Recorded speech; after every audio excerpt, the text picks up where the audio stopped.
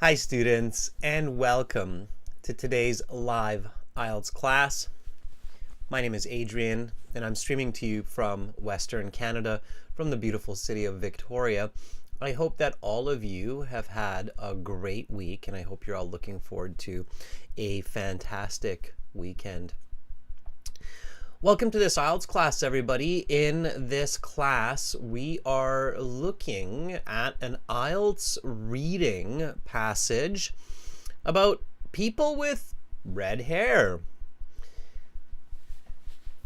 Now, this reading passage is taken from our academic IELTS course. However, this could be a passage for Section 3 of the General IELTS as well. So, General IELTS Section 1, Section 2 are fairly different from the academic. They are two short articles each, but Section 3 is very, very similar. For General IELTS reading materials, check us out at gieltshelp.com. To get lots more academic IELTS reading materials, check us out at aehelp.com. These are the websites that power these live classes. Today's material is taken from our aehelp.com website. You will find all of our practice exams and lots more there.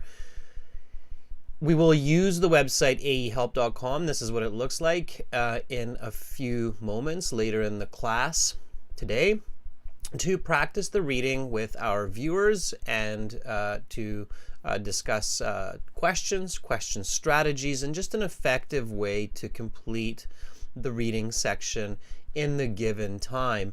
To join our premium IELTS package, click the big red button here that's just right above my head there. It's a one-time payment for lifetime access, and it really doesn't cost a lot of money. Our goal is to help as many students as possible pass their IELTS exams. We're IDP affiliates, we're British Council partners, we're an IELTS test registration center. I'm a British Council agent. We have helped thousands of students pass their IELTS exams. You can read some of their success stories here, and you can see some of their video testimonials on our Instagram as well. For the General IELTS, it's the green background. Make sure you know which version of the exam you have to sit. The strategies for the reading section are very, very similar for the academic. They're logical, real strategies. IELTS is a well-made exam. There aren't really shortcuts. If you're looking at like these strange tips or tricks online, they're usually just to get you to click on that video. Welcome, Anna. Hi, Fuang. Nice to have you in the class. Anahita, this is a members chat class, everybody. Of course, all are welcome to watch. Carolina, it is lovely to have you in the class moderating. Students, the full course can be purchased using the shop and products section from YouTube. You will see the products there. You can click on those and then make your purchase through Shopify. That's just another convenient way. If you purchase the course through YouTube, through Shopify, just make sure to send an email so that I can activate your account. Use the code, excuse me, use the code Inspire9 to get a 10% discount on the websites. The apps are Academic IELTS Help and General IELTS Help. You can get those from your app stores. You can link the websites from academic to aehelp.com and from the General IELTS Help to gieltshelp.com. On the websites, we have lots and lots of blogs for you as well, and they're free. You don't need to pay. So if we go to, I'll just open up another page here for the My Student account. So if you go to the blogs and you search for reading, you will find just lots of great articles. The one I put there for you today, I believe, is this one here. Some quick tips on how to score higher on the IELTS exam. So again, just lots and lots of resources there for you to practice, to master the IELTS exam, and also improve your learning technique. Okay, if you have questions, some of your questions don't get answered in the class, just send me an email, adrian@aehelp.com. admin@aehelp.com. I am very happy to answer questions. Students, reading right now. In about 2 hours, a little bit less, we will have task 2 writing. That will be a subscribers chat class. So to join that chat, you need to subscribe to the YouTube channel. It's free. And then on Saturday, tomorrow, we'll have 2 speaking classes, and we will practice speaking in the class. So we'll do a cue card speaking tomorrow, and we'll do the follow-up speaking part 3 questions as well. Now, keep in mind, really exciting, everyone, on the 15th, we're going to have our first full live IELTS class in your My Student account. We had a short class last week that was well received and went very well. And so this Sunday, we are doing our first 90-minute full featured class on the website, live streaming on the website. It's a very powerful Amazon AWS engine that we're using. So it's a great experience. We're also releasing a new listening video for everyone today. So keep your eye out for that. This is a video we released last week in the chat there for you. So tons and tons of resources. A lot of it's for free. And to get the really great stuff, make sure you join that premium IELTS passage. Okay, everybody, so IELTS reading strategies. Number 1 today, tip 1, always be interested in what you read. I think one of the challenges with reading materials in exams is often that we're disinterested, okay? If you're disinterested, it leads to low performance. So if you kind of start by thinking like, I just need to pass this exam, I don't really care about this reading, this is just one situation in my life, whatever, then it's hard to convince your brain to ingest the information, digest the information, and use the information, okay? So you have to become interested. And there are techniques. You're like, what do you mean to become interested? Right? Well, you can become interested by applying a few key strategies. So here we have this reading passage today, followed by, I think, 13 questions or so. We have a fill in the short questions, or fill in the blanks, I should say. And then we have a yes, no, not given, which is kind of like a true, false, not given. And we have a summary completion. Each passage in the IELTS exam has 3 to 4 different kinds of questions. And total, they usually have about 8-9 different types of questions. And there are about 11 different types of questions that you can see on the IELTS exam. And there's a description for all of those in your full course. So again, when you go to the website, you go to your My Student account. In your My Student account, you go to your full online course.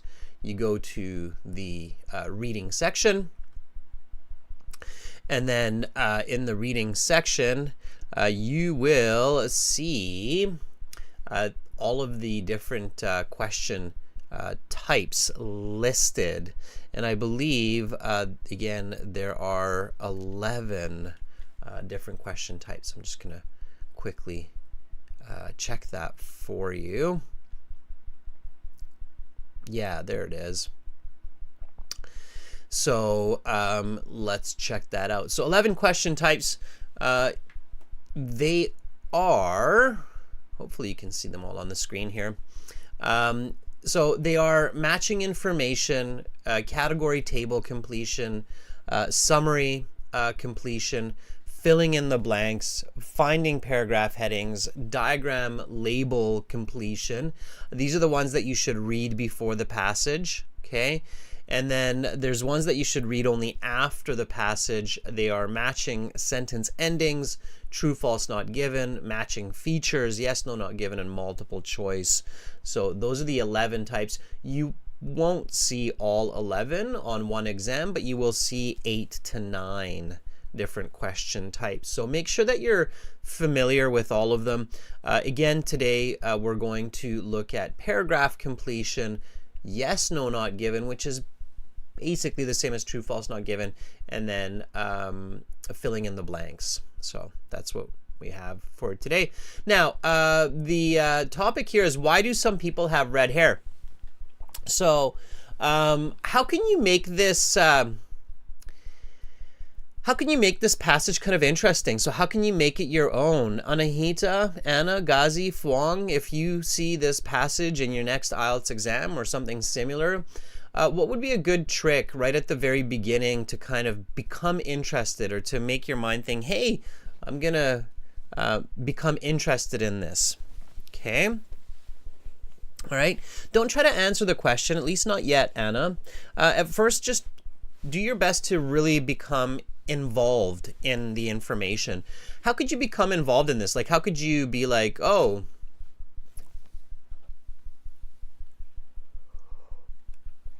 I want to know the answer. I want my brain to understand this information. I want my brain to be able to use this information.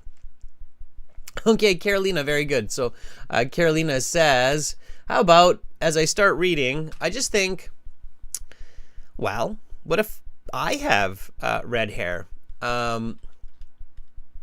Yeah, absolutely. That's a good little trick. So Carolina says, I have red hair in my mind. Okay.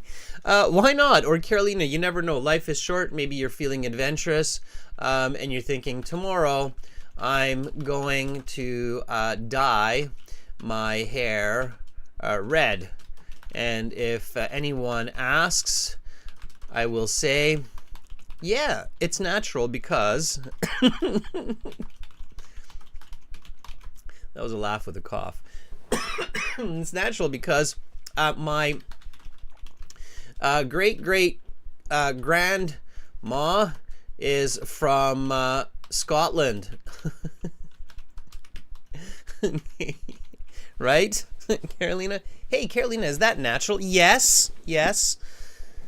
Recently, I do have Colombian roots, but my great-great-grandma is from Scotland. Interesting. Okay, so have fun with the passages. Make it your own, okay? All right.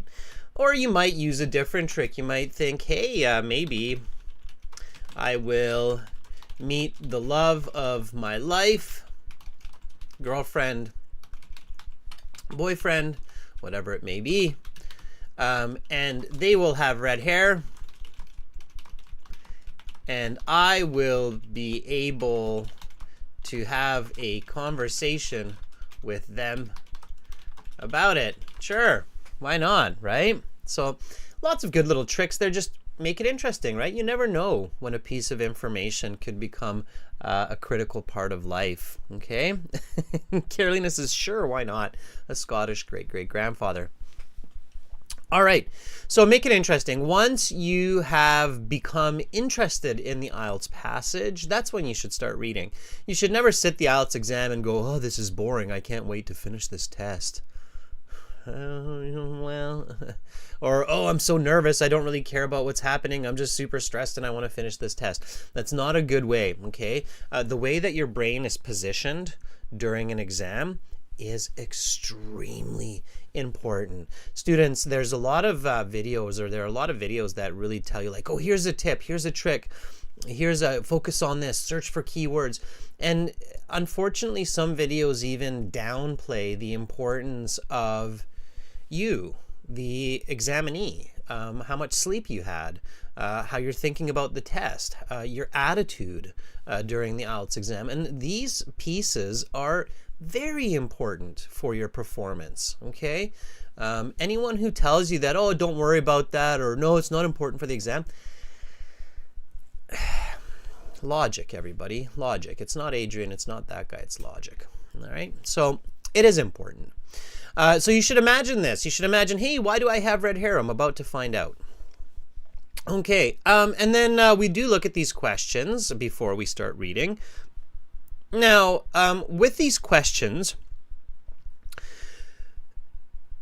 read the ones that have information that's in the passage. So here it says choose no more than 2 words from the passage for each answer. Write your answers in boxes 14 to 17 on your answer sheet. Okay. Everyone, this is reading. So whether you're a member and you're in the chat, or you're a subscriber or one of our regular viewers or a newcomer, make sure to read. Okay? This is reading. If you're just listening, then all you're really doing is using YouTube for listening. You need to be active, so make sure you read with me. Okay, let's read together. All right, so all of this information is somewhere in the passage. It will appear differently, meaning using different words. So the paraphrasing is key. Red hair is common in countries with something from Western Europe. Okay, so for this type of question, okay, so for filling in blanks, 2 steps that you can take is think about the sentence in your own words, meaning paraphrase. Okay, and the second one is predict what might become or what might be in the blank. Okay. Now you do have to be careful with that. Okay, and I'll explain a little bit later why. But let's take this number 14 here, and let's do that. So in your own words, how would you say red hair is common in countries something from Western Europe? Okay. Paraphrase this sentence. I'm going to do the same. You do the same, and I'll give you feedback. I'll let you know if you're on the right track or not. And this also shows whether or not you understand the questions. Okay. So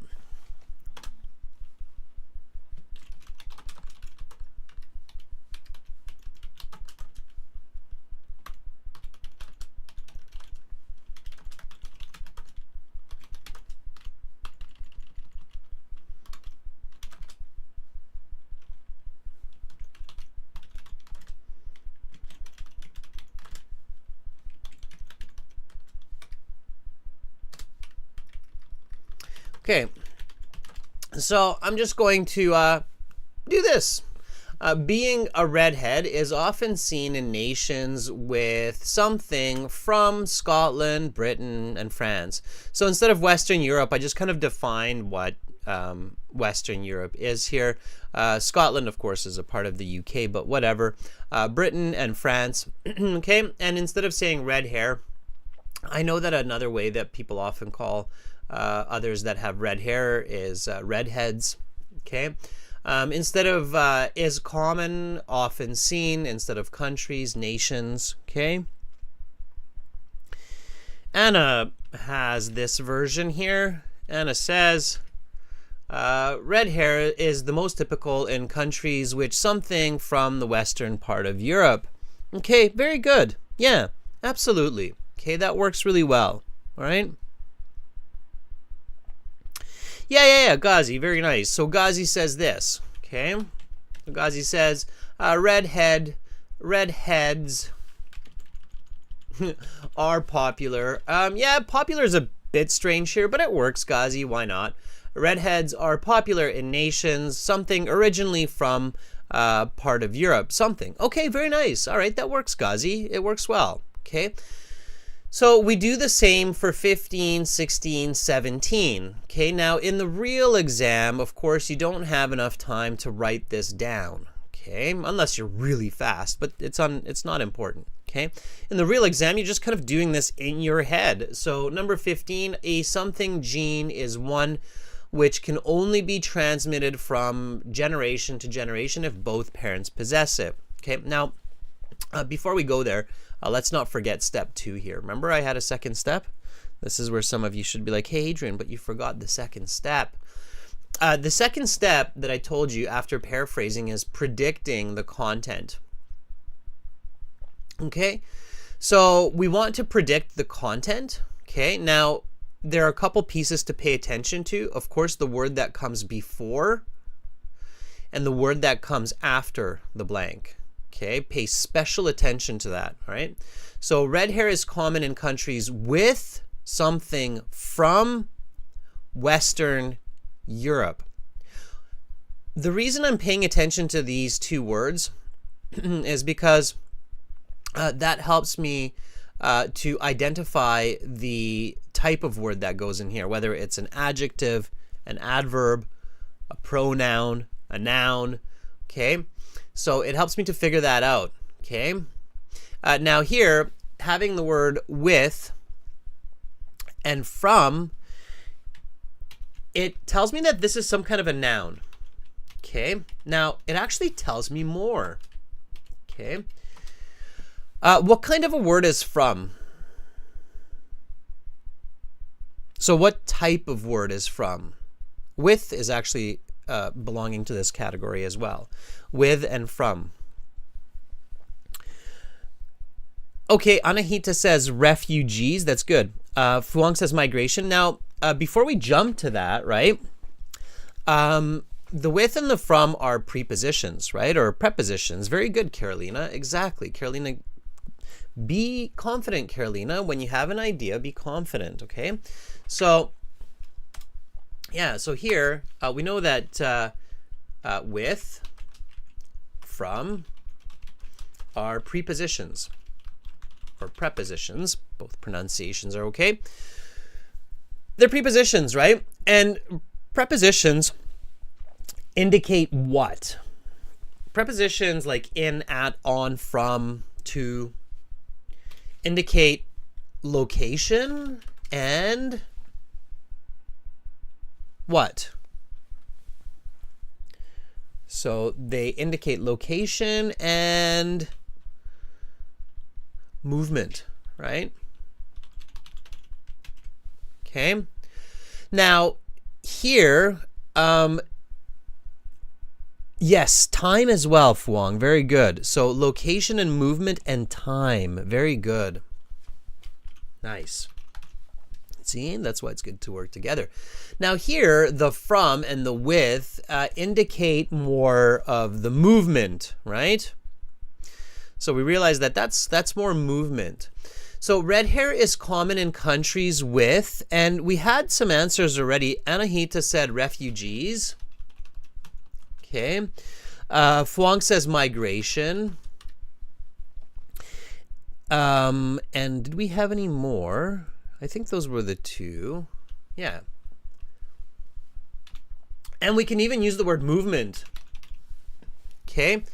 So now if I read the sentence, it's red hair is common in countries with refugees from Western Europe, or migration from Western Europe, movement from Western Europe. Okay.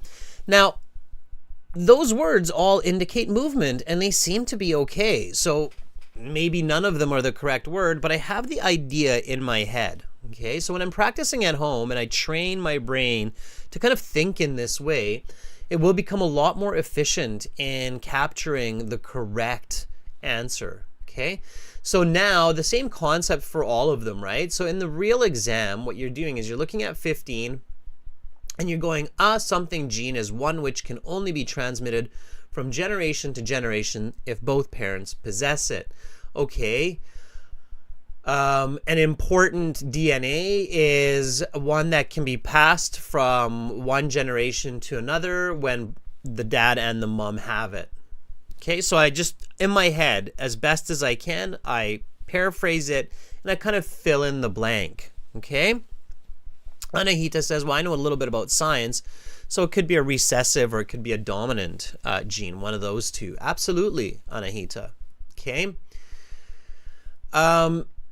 Evolution and weather are the reasons people have red color in their hair. Okay.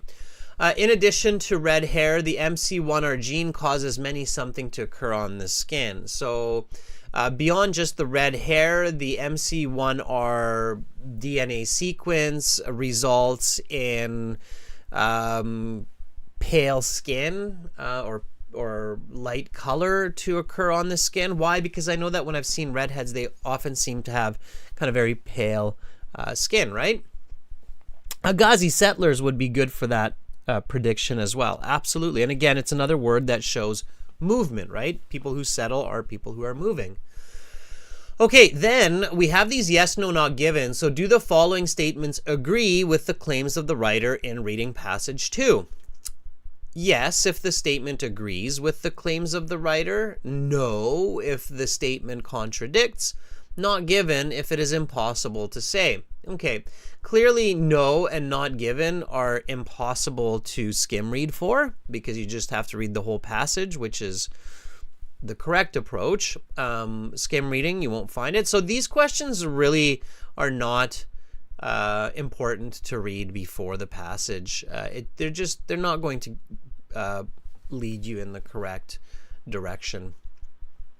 Okay, redhead misconceptions. This is a summary completion type question. Okay, now here we have redhead misconceptions. This is a subheading. Okay, when you see this in the IELTS, it means that part of the passage, it could be 1 paragraph or it could be 2 or even 3 paragraphs, will deal with this topic. Redhead misconceptions. Okay, now hopefully, in the exam, if you have this reading, you can figure out what misconceptions are. Okay, or what that means. Now, when you have a word and it's kind of like, what is that word? It seems familiar. It seems like I should know it, but I'm having a bit of an issue figuring it out. Then what you want to do is you want to break the word according to its prefix, root, and suffix. Okay, so you're like, what? Okay, well, this is known as the prefix. Okay, this is known as the root of the word. They each have purpose. Okay, a lot of other languages have this language structure as well, and this is the suffix. Okay, the simple understanding of this could be a whole lesson talking about this, so I won't go that far. But the simple concept here is the prefix gives you the preposition. It's like joining the preposition to the noun. So in this case, it can be a little bit more. It can also mean like a negative or a positive, but it can also mean like in, at, on, above. Okay. In this case, miss. What do you think that means? So what does the prefix miss mean when you see that? Now, you don't have to be too clever here, everybody, because we do have the word miss like this, right? So what does that mean when you have the word miss? Yeah, exactly, Maya. Maya says when you have that, it means wrong. And when you figure that out, it's already enough information that you can maybe figure out what this title means, right? What does the root concept mean? Concept. Yeah, exactly. Anna says, think about misunderstanding. Do not understand, right? What does the root concept mean? Concept. And then you get the paraphrase, the perfect paraphrase, in fact. What's a great way to say concept? A concept is not really a term, Ghazi. There's a much simpler way to paraphrase this. Think simple, students. Often the trick is to just think simple, right? So it means idea. Yeah, notion's okay. I would even just go simpler and say idea. Okay? Yeah, exactly, Carolina. So really misconception, and the shun, the suffix, is the form of the verb. It means it's noun. Form of the word, sorry. It's a noun, right? So misconception means wrong idea. It's simply that, okay? So for those of you like, what does misconception mean? Misconception means wrong idea.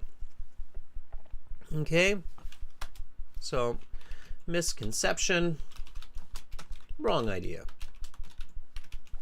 All right, and that's exactly what this paragraph is about, and of course we figured that out pretty quick. So wrong ideas about redheads. Okay.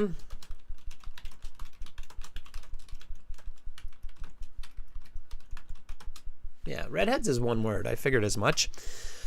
Redheads. Oh, there it is, right? And then you know the spelling of redheads is one word. All right. So read this one. It is good to read. Let's do it. Let's read it together. Redheads have suffered from a number of negative stereotypes throughout their history. Notable, in some cultures, they were thought to lack something. Today, conversely, they are thought to be enjoyable and something people. The perception that redheads are dying out is entirely something because the MC1R gene is recessive and can miss something. Redheadedness has been around for thousands of years, and though the something of redheads in the world may decrease, they are here to stay. Okay, you don't need to worry about the choices. It just becomes stressful, especially if you don't know some of the words. So don't worry about the choices before you do the reading. All right, now everybody, for really great scores on the IELTS, you can think whatever you want. You can listen to whoever's tips and strategies you want, but at the end of the day, you have to read. Just skimming and scanning is not enough to get you a high score. It can help to find an answer that's challenging, but it should not be your main strategy, and it should not be your only strategy, okay? Your main strategy should be read, comprehend, answer. That's the way to get band 7, 8, 9. The test is designed in that way, okay? All right, so here, what we're going to do is we're going to read with a British reader from our website. So let's jump back to the website. Again, here we're in our My Student account, and instead of the full course, we're going to jump to the audio CDs. For your learning, we have included the read-along for these passages. It helps with your fluency. It helps with your comprehension, pronunciation, so it just works really well.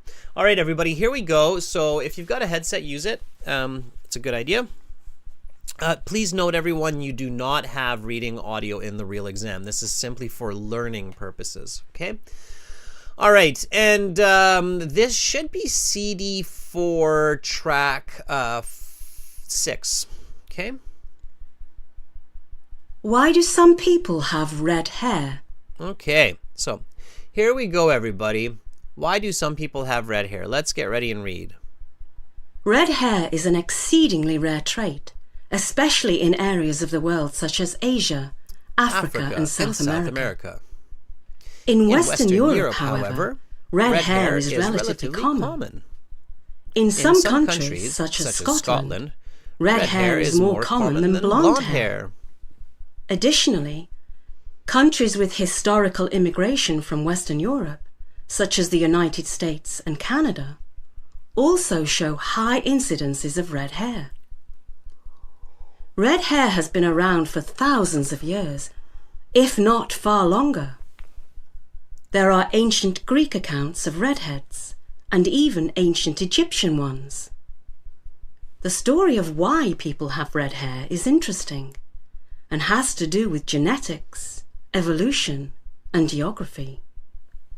The gene for red hair is what is known as a recessive gene, which means that the gene can only be passed down to the next generation if both parents possess the gene, and even then the probability is only 25%.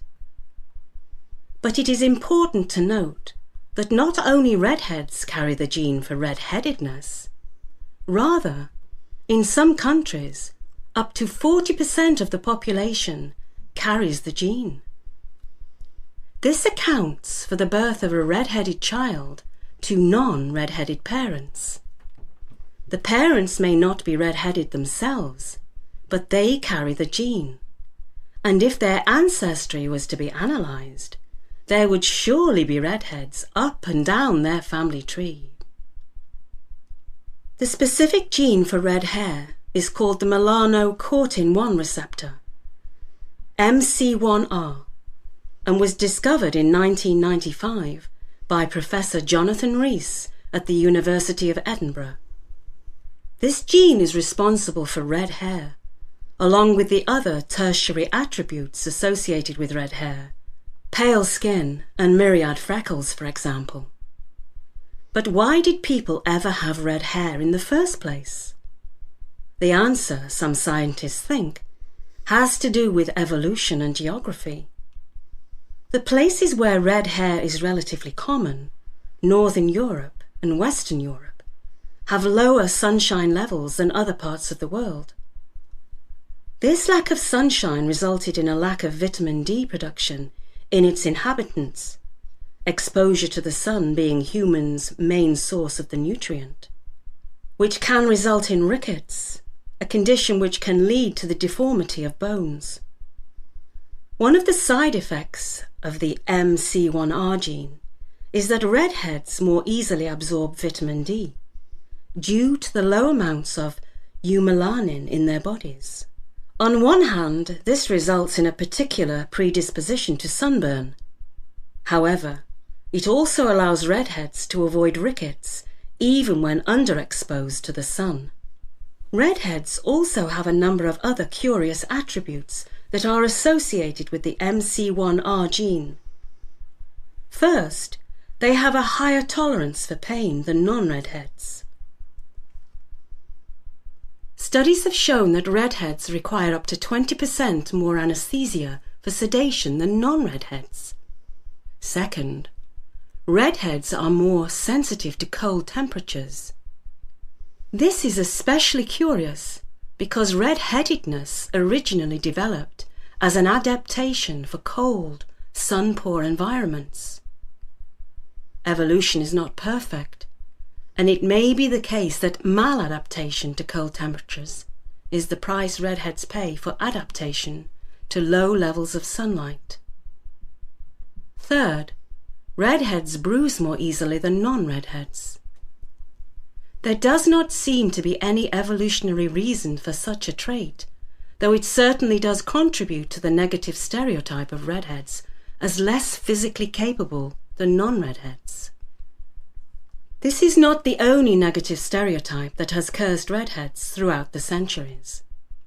At times in history, redheads have been thought to be witches, evil, unclean and soulless. Today, these stereotypes have thankfully given way to more cheery stereotypes of redheads as fun and quirky individuals. In recent years, a perception has been created that redheads are dying out and will eventually become extinct as a genetic category. This is patently false. Red hair, as a recessive gene, has the ability to skip generations and return in full force. Red hair has been around for thousands of years, perhaps as many as 100,000 years. And there are no signs of its forthcoming extinction. While redheads may make up a shrinking percentage of the world's population due to higher growth among non-European populations, the redhead gene is here to stay. All right, students. So the aesthetic merit of abstract art. The reason I was reading there is to show you how you should be reading along with the reader. Okay, so read along with the reader. It's really helpful for pronunciation, fluency, for some of those challenging words. I know some of you could really benefit from that. Like Ghazi, this would be very, very good for practice for your reading fluency, for example. Anahita as well. So definitely use those reading audios. Okay, they're very, very useful. Students, members, go to your My Student account. It's this page here where again we have this new feature, the Join Live Class. So again, we now have live classes on the website in your My Student account as well. A lot of our viewers out there, join the premium package if you're liking these classes and you're here every day. Just access all the materials. We're always uploading, adding new pieces for premium members. We're going to use the student partner speaking, everybody. So we're going to use this feature here right now, and I'm going to ask for volunteers from our members to practice their reading, and then we'll go through the questions together. Okay, so click on the student partner speaking. Click I accept. It means that you are going to use it respectably and for the purpose of IELTS, and then you will see a list of students in here. You see AJ, Ahmed, Anna, Kaveh, Maya, and more joining in. You can send me a message by finding me in the list. You'll find me as Master, all uppercase. And then just simply send me a message like Ahmed has just done. Ahmed says, hello, sir. Hi, Ahmed. Are you ready to read?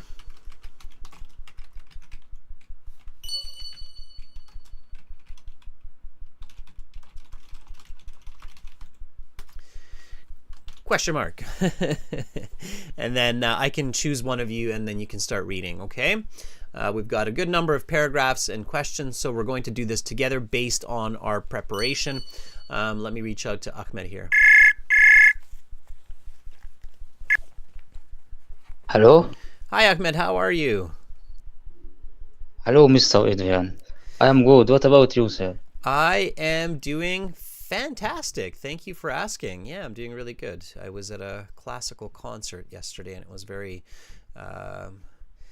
empowering, so it was good. Yeah. Ahmed, are you ready to read? Yes, sir. Awesome. Have you met people with red hair before? Yes, I have many friends have red hair.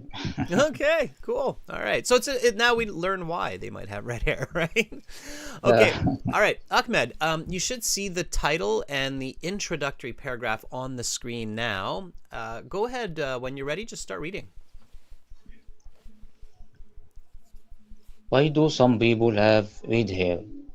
Red hair is an exceedingly rare trait, especially in areas of the world such as Asia, Africa, and South America. In Western Europe, however, red hair is relatively common. In some countries, such as Scotland, red hair is more common than blonde hair. Additionally, countries with historical immigration from Western Europe, such as the United States and Canada, also show high incidences of red hair.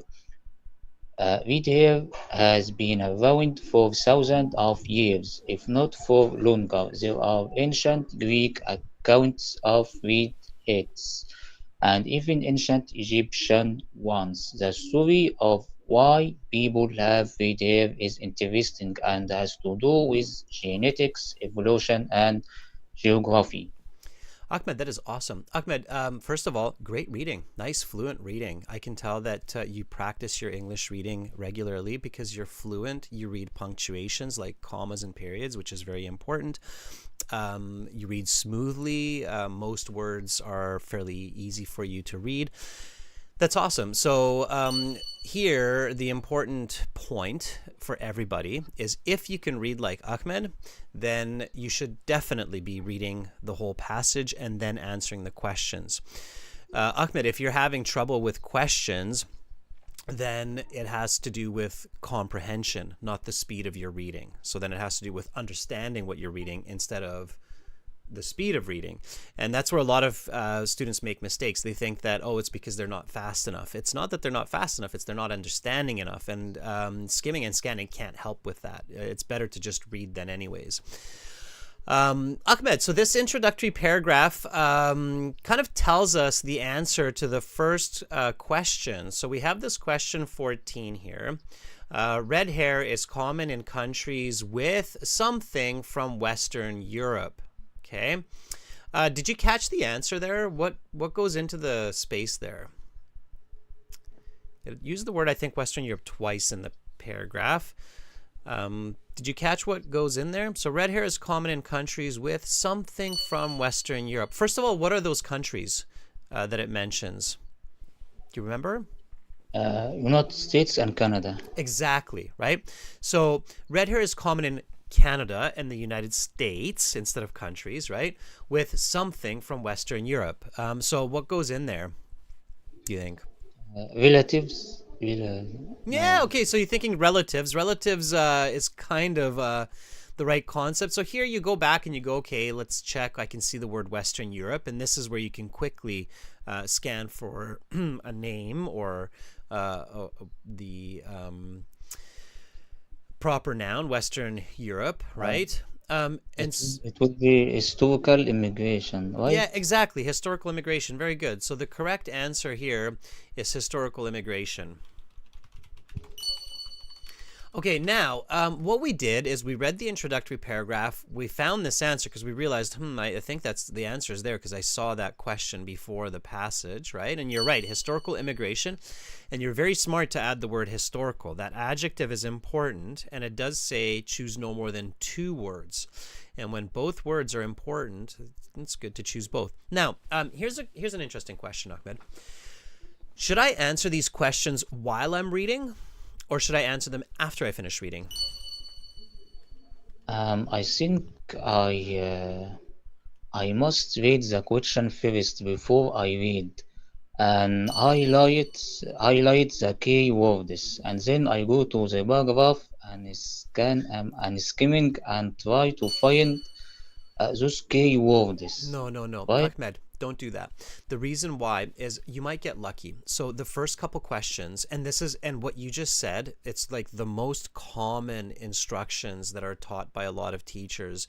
And the question here that some students might want to ask me is like, well, Adrian, could all those teachers be wrong? Like, why are all these teachers telling me to do that, to find keywords, find those common keywords, and then skim and scan, right? The way I can tell you, Ahmed, that all those teachers are wrong when they say that is they don't do the IELTS exam like that. Guarantee it. So if you ask that teacher to do an IELTS exam, they will not do what they said or what you just said.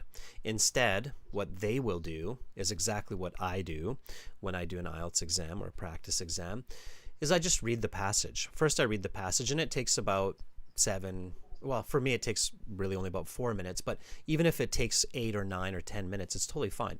Your speed that you're reading with, Ahmed, you could read the passage in about 6.5 minutes. So that means you have like 13.5 minutes for questions. It means you have like a full minute on average for each question, okay? Which is a lot of time, believe me, okay? And the reason it looks like that skimming or scanning strategy works is because it works for the first couple questions. So here, like we have the word Western Europe, right? And so I'm like, okay, that's a keyword. Okay, so I'm going to search for that. So I go back and I search, and actually I find it. I'm like, oh, there it is. Okay, and then I go, okay, I'll figure this out now. So I'm reading and I go, oh, it's historical immigration. So I'm like, oh, this is great. This is working awesome. You following me so far, Ahmed? Yeah, yes. Yeah, so I Yes, put Mr. in, yeah, so I put in historical immigration. I'm like, yay, I got one. Okay. And then I go to the next one and I'm like, something gene is one which can only be transmitted from generation to generation if both parents possess it. So now I'm like, well, what's a keyword here?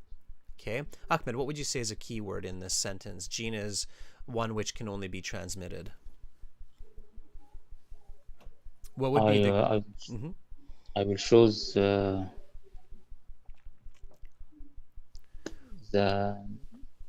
generation and Okay. parents process. Okay, so you chose generation and you chose possess. So see, the first problem with this choose the keywords is what are the keywords? And this is where teachers, when you look at them on YouTube or in the classroom, it gets kind of funny because different teachers will say different keywords. Here we don't have a name. We don't have a fantastic, easy name like Western Europe, right? Here we have to actually pick a common word as a key word, right? So some people might say it's generation. Somebody might say it's transmitted. Somebody might say, no, wait a second, it's gene. Okay, well, first of all, once you have more than one key word, it's going to become really confusing because some of those words can appear 2, 3, 4, 5 times in different parts of the text, right? So that already makes it really difficult, and it takes a lot of time to figure out what is the key word, right? And then let's say that somebody says, okay, well, I'm going to go with transmitted. That one to me looks the most unique. I'm going to go with transmitted. So I'm going to search for that. So now I'm scanning the text. And I'm looking for the word transmitted, right? And I'm having a really hard time finding it. Okay, and you're actually going to have a hard time finding the word generation and possess also. Why? Because the author is not really using those words. They're using different words. So now you're wasting a ton of time. So I wasted time in two places. I wasted time trying to figure out what is the key word here, and I wasted time trying to find them because they're not in here. They're paraphrased. They're using synonyms and descriptions for these, right? So now that strategy that seemed to look really awesome when I found Western Europe and historical immigration, now that same strategy is starting to look really horrible, right? Ahmed, would you agree? Right? Yes. So now I'm like, okay, well, maybe those aren't the key words. I'm not finding those key words. So I quickly go back to the question, and I know this is what happens to students because I see them doing this. They go back to the question, they go, okay, well, that's not the word. I got to look for something else. So now they're like, okay, well, it's got to be the word gene. Okay. So, okay, I'm going to search for the word gene because I'm pretty sure I saw that a couple of times. So they go gene. Okay, well, fine. And then they go the gene for red hair. Okay, the gene. And then maybe I find it, but I'm realizing that the word gene appears like 100 times. Well, maybe that's a bit exaggeration, but it appears a lot in this text if I'm skimming and scanning, right? I can just keep highlighting them. They're all over the place. You see how many there are? Yeah. Right? So where is the guarantee that I'm finding the right place for this this word G? It's now this word is everywhere. So now it's really confusing. It's like, okay, well, maybe it's a recessive gene, but maybe it's coming from one of these other areas here that has a better answer, right? So it's a guessing game. It turns into a guessing game. And you can't have an IELTS score based on a guessing game, okay? So the right strategy, what the teacher uses, not what they tell the student, is they read. So they read the paragraph. Okay. So Ahmed, while I have you here and I'm proving this point, I want you to just read the paragraph. So read the second paragraph, the gene for red hair. The gene for red hair is what is known as a receive gene, which means that the gene can only be passed down to the next generation if both parents possess the gene. And even then, the probability is only 25%. But it's important to note that not only redheads carry the gene for redheadedness, rather, in some countries, up to 40% of the population carries the gene. This accounts for the birth of a red-headed child to non-red-headed parents. The parents may not be red-headed themselves, but they carry the gene, and if their ancestry was to be analyzed, there would surely be redheads up and down their family tree. Okay. So you read the paragraph, then you look at the question. Now, in the real exam, what you need to do is you need to read the whole passage before you do this, but you read it, and then now you know a something gene is one which can only be transmitted from generation to generation if both parents possess it, right? So it's a definition here. So it's a something gene. What kind of a gene is it, Ahmed?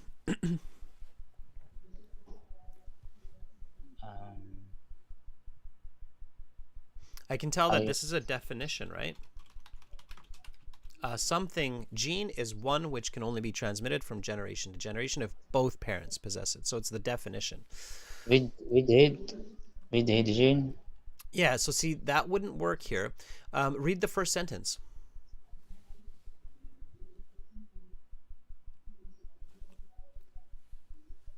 The gene for red hair is what is known as a receive gene. Recessive gene. Recessive gene. Yeah, right? I'm sorry. No, don't apologize. So it's the definition, right? What is known as the recessive gene. So this tells me that this is the definition, what is known as. And here, it's just a different way to say the definition. A something gene is one which can only be. So here, I know the answer has to be recessive, right? Yeah. A recessive gene. So it's by understanding the question and by understanding the text that we're guaranteed the correct answer. And it's much, much faster. Okay.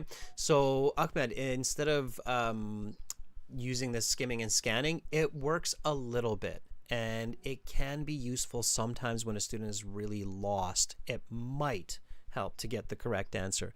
But your first strategy, your first kind of skill that you need to use in the IELTS reading, especially the academic one, is read the passage, understand it as much as possible, and then try to use good logic to figure out the answers. Does that make sense? Yeah, I wanna apologize for you, Mr. Adrian, because I watched some YouTube videos. They using this strategy, highlight the keywords, and then so I thought it will be easy. I thought the reading section it will be easy on the IELTS. So I told you that. So I'm sorry. I know you every time you say try not to skim and scamming. Yeah, it's not, I mean, it works for the easy questions, but the easy questions are maybe only half. And if you only get half of the questions correct, and you're going to use all of your time with skimming and scanning to just get those half questions correct, then you're only going to get band 5. And that's the issue. Like, students always come back with that, and then they're like, this isn't working, something's not working. So everybody eventually realizes, but many students unfortunately will often waste that first $300 and a whole bunch of time and stress to figure out or to learn that, okay, wait a second, this strategy doesn't actually work for good band scores. It works for a few questions for lower band scores, and it's helpful, but it's not the main strategy. Okay, that's what's important to remember. All right, that's why I never teach that as the first step. Okay, because it falsely lets students think that they can get a great band score with that strategy, and it's not true. Okay, but Ahmed, you're not the only one. It's literally like 80% of the students out there think this way, right? So one good question to always ask, Ahmed, when you're looking at a strategy or a tip that a teacher is giving you, is just a really simple question. And this is for everybody. So just ask the teacher, do you do this on the IELTS? Would this be your main strategy on the IELTS? Because I think any honest teacher will tell you that no, my main strategy will not be skimming and scanning. My main strategy will be reading the text, understanding the questions, the text, answering the questions. And then if there's a detail or a fact that I'm not sure about, then I'll skim and I'll scan, and I'll check that information. But it's not going to be my number one strategy for figuring out answers. Okay, so just keep that in mind. Always ask, do you use this? If not, why not? Right? Okay. Make sense, Ahmed? Yes, Mr. Adrian. Thank you for your advice. Absolutely. Your uh, you you one of your best IELTS tutor I I ever watch and subscribe on YouTube. And I apologize for yourself again because I watch some another YouTube channel and they using this strategy, skim and skim. Yeah, and the only reason, it's kind of funny. I'll add one more piece to that. The only reason they're using that strategy is because they know that text. So they know exactly where to scan, or they know exactly where to skim for that information.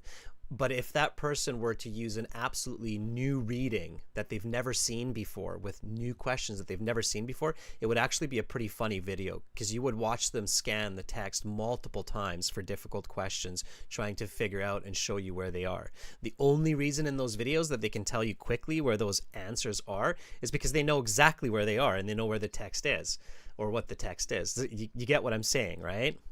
Yes, yeah, I understand now, yeah. Okay. All right. Ahmed, have a great rest of your day, and we'll talk again soon. Okay. Thank you, Mr. Vidian. Thank Okay. you. Bye, Ahmed. Okay. Bye bye. Bye. All right, everybody. I'm going to just open up that student partner speaking again because I think we might have timed out there. We'll reach out to somebody else. Can everybody who wants to read just volunteer again? I just had to kind of refresh my page there.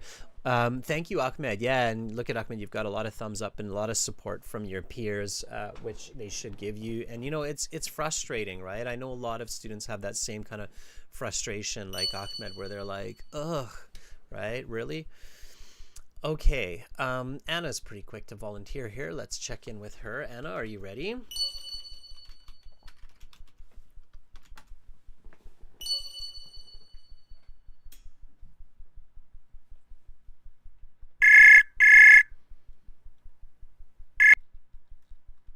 Hello, Adrian. Hi, Anna. How are you? I'm okay. Do you hear me? Oh, loud and clear. Absolutely, Anna. Yeah, because I changed my antivirus system because on this laptop I had trouble with my keyboard and from time to time it was blocked and stuck and I didn't even update it, turn off this laptop and I changed the antivirus program. This is why I'm asking about sound. Yeah. Yeah, those antiviral software can be as much of a problem as they can be helpful, right? Yeah. In fact, I actually want to suggest to Fuang that as well. Like you should check your ad blockers, your cookie settings, your firewalls, and your antiviral programs because sometimes they block the software that's useful for your computer or your website or whatever. So you got to check that out. Okay, Anna, let's jump in. So whenever you're ready, just start reading from this second body paragraph, the specific Yes, gene. I'm ready, but I see very high text. If you scroll down a little Bring it bit, down a no, little bit. Yeah. Okay. scroll on down. No, scroll on down. I don't see first sentence. Yeah, I've just give it a second. It's a 6-second Oh delay. yeah, So. yes. The specific gene for red hair is called the melanocortic first receptor or MC1R and was discovered in 1995 by Professor Jonathan Rees at the University of Edinburgh. This gene is responsible for red hair, along with the other tertiary attributes associated with red hair, pale skin, and myriad freckles, for example. But why did people ever have red hair in the first place? The answer, some scientists think, has to do with evolution and geography. The place where the places where red hair is relatively common, Northern Europe and Western Europe, have lower sunshine levels than other parts of the world. This lack of sunshine resulted in a lack of vitamin D production in its inhabitation exposure uh, to the sun being humans' main source of the nutrients, which can result in rickets, a condition which can lead to the deformity of bones. One of the side effects of MC1R gene is that redheads more easily absorb vitamin D due to low amount of L-melanin. I don't know how to read this in their bodies. On one hand, this result is a particular predisposition to sunburn. However, it also allows redheads to avoid rickets even when underexposed to the sun. Keep going. Next paragraph. All right, redheads also have a number of other curious attributes that are associated with the MC1R gene. First, they have a higher tolerance for pain than non-redheads. Studies have shown that redheads require up to 20% more anesthesia for sedation than non-redheads. Second, redheads are more sensitive to cold temperatures. This is especially curious because redheadedness originally developed as an adaptation for cold, sun-poor environments. Evolution is not perfect, and it might be the case that a maladaptation to cold temperatures is the price redheads pay for adaptation to low levels of sunlight. Third, redheads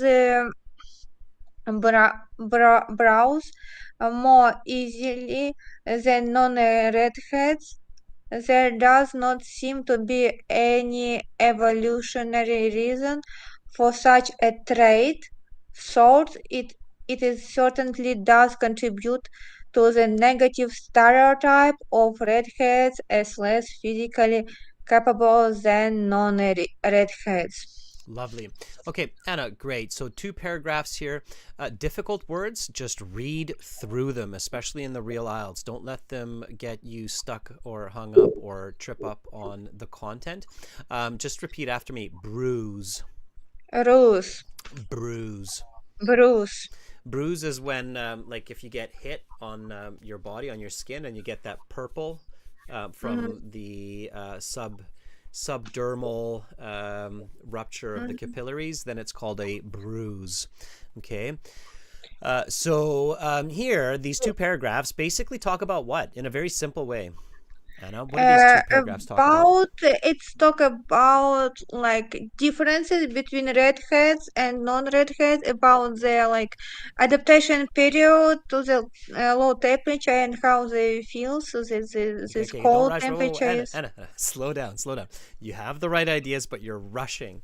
And because you're rushing, you're missing some of the key details here. So you're right. The 2 paragraphs are about the Features.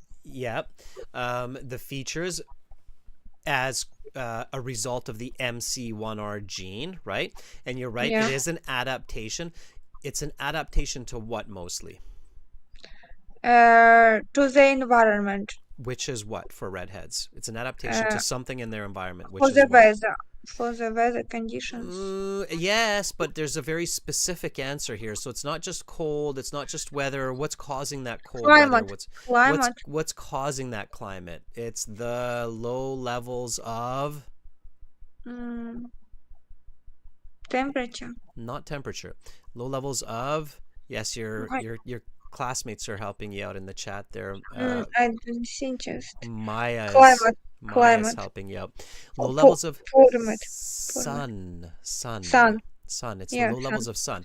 It's because there's not a lot of sunlight that it's cold and gray, right? But it's the lack of sun. Now, why is the sun important?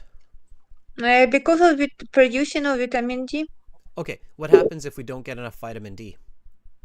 It will distract our bones, and it will have like deficit of this calcium and And you know this, right? Did you learn this in this passage, or did you know this from before? Yeah, I learned this in the second passage, as I read the second passage after introductory. Right, but I mean, in a simpler way, Anna, did you, before you read this passage, did you know that vitamin D is important for your bones and so on? I know this from medical family. Right, you kind of learn it even in high school, right? Like it's usually included in biology. In biology, in high school, we learn about this, that the body needs sunlight for multiple reasons. We need vitamin D. Vitamin D is important for bone growth and for healthy bones, but it's also important the immune for system. Exactly, right? You know that it's important for the immune system as well. It's not just the bones, but like it's for structure of hair too, like how your hair is thin or thick. It's exactly. So vitamin D plays a key role in our health, right? And you know this before you read this passage, right? So using your own knowledge, and IELTS definitely expects that the candidate has some basic knowledge that should be taught in most schools around the world, if not all. Like vitamins are important for health, vitamin D is important for the immune system, it's important for bones. So most people will know this, and you can use that information, right? So always keep that information, and the information that you're learning or reading in the passage, you should be linking that to what you know, because it will help you answer those questions. Okay, so keep that in mind. Okay, Anna, great reading. Remember, don't rush. So really just piece by piece, right? Oh, And then yeah. we'll look at the questions a little bit later. I just want to finish the passage with another volunteer, so hang Okay, in I there. have a question. Can I ask? Yeah. About reading speed, I have one passage, no, reading speed for 12 minutes. I even count this like last week and approximately 10 minutes or 11 minutes in average. I think it's low speed, yes? No, Reading. it's the minimum. So it's, if you can be a little bit faster, like if you can get it to 8 minutes per passage, that's better for sure. Okay. However, if you are reading at 10, 11, 12 minutes for the passage and you understand what you're reading, so you understand about 70 to 80% of what you're reading, you can get a band 7 to 8 in the reading. I'm sure of it if you use the right strategy. So 8 minutes is enough time, or should be enough time. 8 minutes should be enough time for 13 questions. 8 Okay? minutes. Because if you have 8 minutes for 13 questions, it means you have an average of 45 seconds per question. So now that you know, and it's a very, listen up everybody, because Anna's question was a really good one. Okay, it's a really good thinking question. If you're reading about the same speed as Anna, and a lot of people are, 12 minutes should be enough. Now, the next step, Anna, that you should check is your question answering speed. So answer all the questions that follow the passage. Don't worry about the 20-minute time limit. Just take as much time as you need to answer those questions. You following me? Yeah. And then calculate on average how much time it takes you to answer one question. So figure out, is it taking me 30 seconds to answer a question on average confidently? Is it taking me 1 minute to answer a question confidently? And then you'll have a better idea of where you need to focus. Because if it's taking you 1 minute to answer the question on average, which means you're taking 13 minutes, which is too slow, right? Because 12 plus 13 is 25. You don't have 25 minutes for a passage, right? So if you're taking a full minute on average for each question, then I would say it's not the reading speed that's slow, but your question answering speed is slow. Ideally, you shouldn't be taking more than 40 seconds per question. If you're taking more than 40 seconds per question on average, your technique, your comprehension, or another aspect of what you're doing needs improvement. Are you following me? Yeah, I understand. Okay. All right. So check your average question answering speed, okay, and see what's going on there. I'm curious. Yeah, Let me know. I never pay attention to how much time I sit on question answering, but when I do all tests, like from Cambridge Book 17, like test 2, I never go on time for 1 hour. I have like 75 minutes for all this Yeah. passage I need.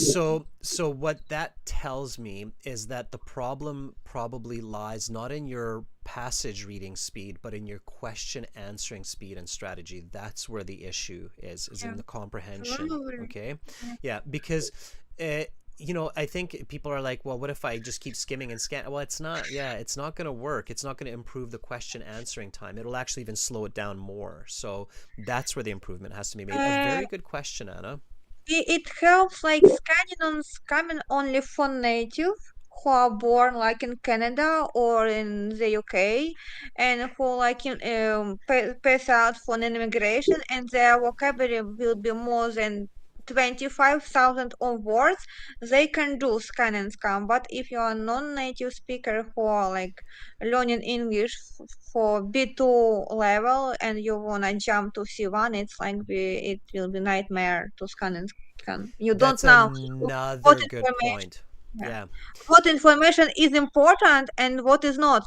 Like a university teacher said me, scam and scan important information from non-important information, and I don't know what information is not important for me because I need to memorize all. Exactly. It has to do with intrinsic paraphrasing, which is another interesting concept, right? So a native speaker will intrinsically paraphrase. So even while they're scanning and skimming, they're very quickly paraphrasing the content. And that's extremely difficult to do. So the irony is that when somebody does have that vocabulary and can do that kind of skimming, scanning, then they don't need to. Then they can just read the passage anyway. Okay. It's like jumping. It's like jumping from question to the text and back after this. It's a nightmare. Yeah, on computer based for me it's not working and system are stuck. And for paper based it's annoying because when you turn down your page or I don't know, back quickly. It visually breaks your concentration as well, the flipping of the pages. Absolutely. Anna, hang in there. We're going to answer some of these questions. Thank you for those inquiries. They were really great. So All yeah. right. Okay. Thank you. Check your question average answering time. Okay. Okay. Thank you. Thank you Right. so much. Yes. Bye, Anna. All right, that was Anna. Let's keep going here. Let's take someone who we haven't heard from in the last couple of days. I think Kave. Kave, are you ready? Let's finish this passage and then let's take a deeper dive into some of the questions here. Really good. Yeah, thumbs up for Anna. Yeah, those are some really good questions by the students, Ahmed and Anna as well. Yeah, absolutely.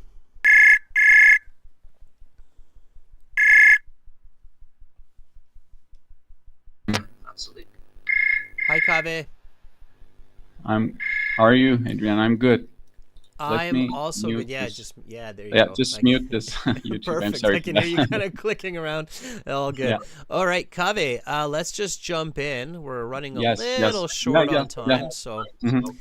we're going to just jump right into the last two paragraphs. You'll see it on the screen in a second or two. Whenever you see it, from "This is not the only negative stereotype." Go from there, please. Sure.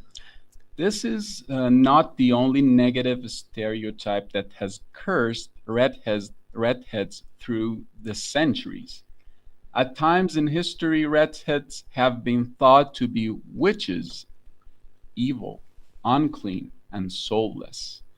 Today, these stereotypes have thankfully given away to more cheery stereotypes of redheads as funny and quirky individuals. Okay. In recent Keep going. Yep. In recent years, a perception has been created that redheads are dying out and will eventually become extinct as a genetic category. This is patently false. Redhead, as a recessive gene, has the ability to skip generation and return in full force. Redhead has been around for thousands of years, perhaps as many as 100,000 years, and there are no signs of its forthcoming extinction. While redheads may make up a shrinking percentage of the world's population due to higher growth among non-European population, the redhead genes is here to stay. Perfect.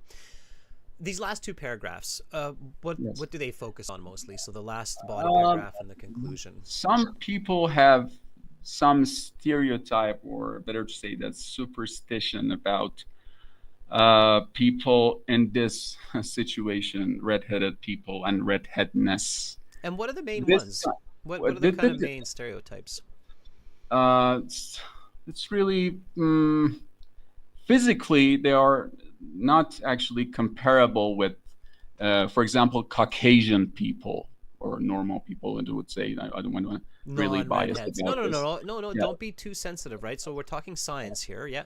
So yeah, so they're physically less capable than non-redhead people. And the forwarding in the next paragraph, I see that there will still be there. They're here to stay, and it's not going to actually stop. It's actually it's a uh, upcoming. It's there in a centuries and will be there. Exactly, right? So just these false concepts, right? So the false concept that they're physically less capable, or the false concept that they're a witch or evil, as in the old days were Yeah, really bitches, kind yes. of weird, or even the false concept that they're dying out because we don't see as many of them, right? In the Yeah. population. These are all kind of false concepts that aren't based in science, right? Okay, good. Now we have our content and our information, and absolutely, when students are preparing for their IELTS exam at home, don't practice weird, silly strategies that will be absolutely ineffective in university. So let's not even talk about IELTS for skimming and scanning, but let's talk about university. Completely impossible to use that strategy for university subjects. So why waste a whole bunch of time, right? Why not just use the same strategy that you're going to use in university 2 months, half a year, or maybe you're already using it, right? So just stay with the actual proper way to read. All right. So here, let's jump to number 16, and let's solve some questions here, Kaveh. So can you read 16 for me? Evolution and something are both causes of the origin of redhead. I think geography, if I'm not mistaken, on the previous Awesome. paragraph. Why do you say that? So why do you say geography? I agree with you. That would be my pick as well. But why do you say geography? In the first paragraph, What is geography? Can you tell everybody what is geography? It's based on region, the people who live. Yeah, the place where we live, right? Why would so some people might say evolution and genetics. Why is genetics not a very good guess? It's related to dominant and recessive. Gen is there, but gene is not always is not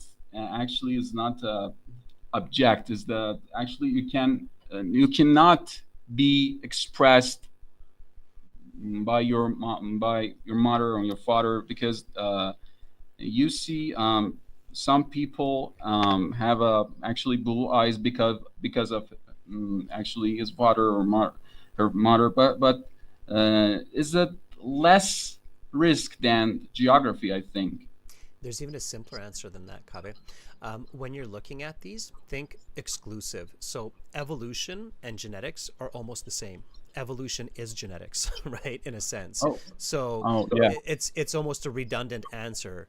It's like saying big and large are both causes. Well, big and large are, scientifically they're, let's say, the same. So why would we say big and large are both causes?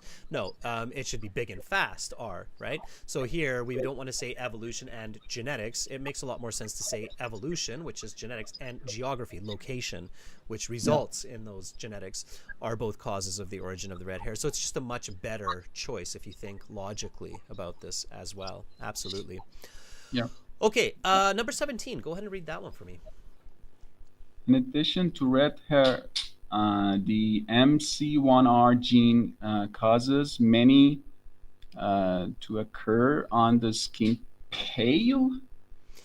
But can you count pale?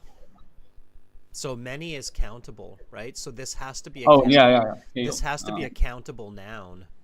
And I don't think pale, like pale is a color, right? We can't really count. We can't say like many blue, or we can't say many red, right? So we can't Freckles. Freckles. What are freckles, Kaveh? It's kind of spot on the skin. Okay, when you meet that girl, don't say spots. Okay. Say dots. Dots. Yeah. Dots, not spots. Okay. Spots. It's a funny one. This is where you really have to feel the difference between the two words in the English language. It's a tricky one. It's a very honest mistake, Kaveh. Spots would also imply maybe some kind of a sickness or some kind of a skin condition. We would say spots, okay? But dots is more neutral when you're talking about the skin. So it's a tricky one. Of course, freckles is the accurate word, so use freckles if you know it. But you're right, it's freckles. So you're correct. So what Kaveh is saying is that when you have a face and you've got these, I like them. My daughter has some little freckles on her face. Yeah, it's really pretty and cute. Yeah, exactly. They're cute. Can I Yeah. add? Can I add something? In a previous question, I think this would be a great. The dominant gene always be expressed than the recessive, because the recessive, both parents must carry this kind of actually elements or features. I mean, I would clarify this. Yeah. Exactly. Yeah. Yeah, and the other interesting one there too, I mean, you use the example of the eyes, like the blue eyes, right? And the other, I mean, if we're giving little tips about genetics, eye color is not actually a good example of recessive and dominant genes, because as you probably know, eye color is multi-gene expression. So it's not one gene that leads to an eye color, but it's multiple genes that lead to eye colors. So certain expressions like freckles, they're linked to one gene, like the MC1R, but blue eyes are actually linked to multiple genes that express or don't express. So Okay. so it's one of those weird mistakes in our science books where they use eye color as an example, but it's actually a bad example. So all right, Kaveh, a little bit of biology, a little bit of English, lots of reading. Thank you so much for helping me out. Thank you for having me. Have a great day. You too. Bye, Kaveh. Bye for now. All right, that was Kaveh. What a great guy. And confident. By the way, notice how Kaveh was really enunciating his reading. That is really good practice. I wanted to mention that, and I recommend everybody do that when you're practicing your reading. I think Ghazi does that really well also, where you enunciate the words and really just focus on the pronunciation of words. Don't always do that because that can hamper fluency, but combine that with fluent fast reading as well. All right, students, I'm slowly but surely running out of time for this class. Now, I know lots of you want to do a bit of these yes, no, not given questions, so let's just tackle a few of these together. Yes, no, not given are like true, false, not given. And as you know from some of the videos on the channel and on the website and from the course, here we want to always figure out whether the statement is given or not given as a first step. So here, let's look at number 18 and read it together. We'll do it together. So excess sunshine, excess means too much, right? So excess sunshine causes rickets. Rickets is that sickness, right? Or illness of the bones. Okay. First of all, I need to figure out if this is important. Is it important to know about the cause of rickets as related to sunshine for this passage? The answer here should be yes, it is, Ghazi. It's not important. It's not the right answer. Yes, it is, because this is the adaptive origin of redheads, right? The passage very clearly says that's why redheadedness came, because it's linked to this adaptation. So it's very important. Ghazi, if you didn't catch that, you have to reread this passage. Okay? All right? It's absolutely important. Okay, what causes rickets, right? It's very important. Okay? Now that I know that it's given, okay, now that I know that it's given, I have to ask, is it true? Is it true that too much sunshine causes rickets?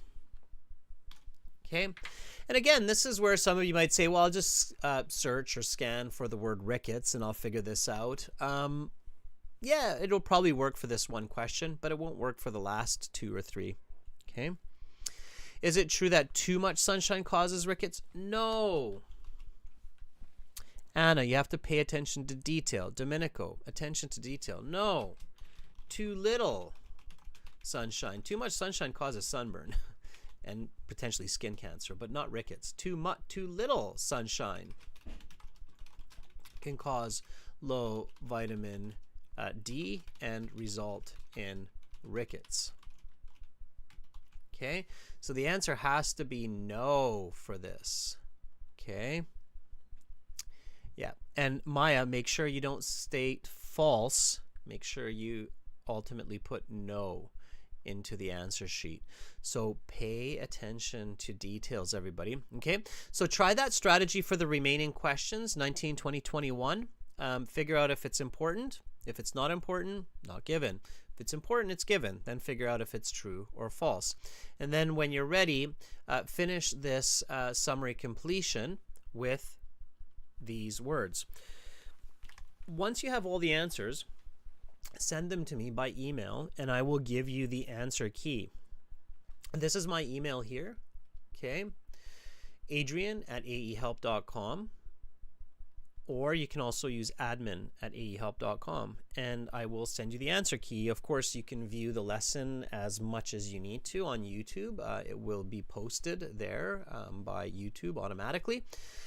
And in 30 minutes, I will be back with a writing task 2. We'll work through an entire essay. That's a subscribers chat class, so make sure to subscribe. And this was actually a question that appeared on the IELTS or a similar question not so long ago. So again, everybody, check out aehelp.com. These are the websites that we use, gieltshelp.com for general IELTS. Okay, they are connected, the two websites. So if somebody's logged into Student Partner Speaking on AE Help, you will also see them on GIELTS Help. Carolina, thank you so much for moderating, and thank you, members, for your support. I look forward to your answers for the rest of the yes, no, not given and the summary completion. Okay. Once again, everybody, you can purchase the products through YouTube as well by clicking on shopping, clicking on products, and finishing the checkout through Shopify, or you can directly just get it through the website. Okay. All right, students, again, in 30 minutes, we continue with task 2. Until then, I bid you adieu. Have a great break, and I will see you shortly. Bye for now.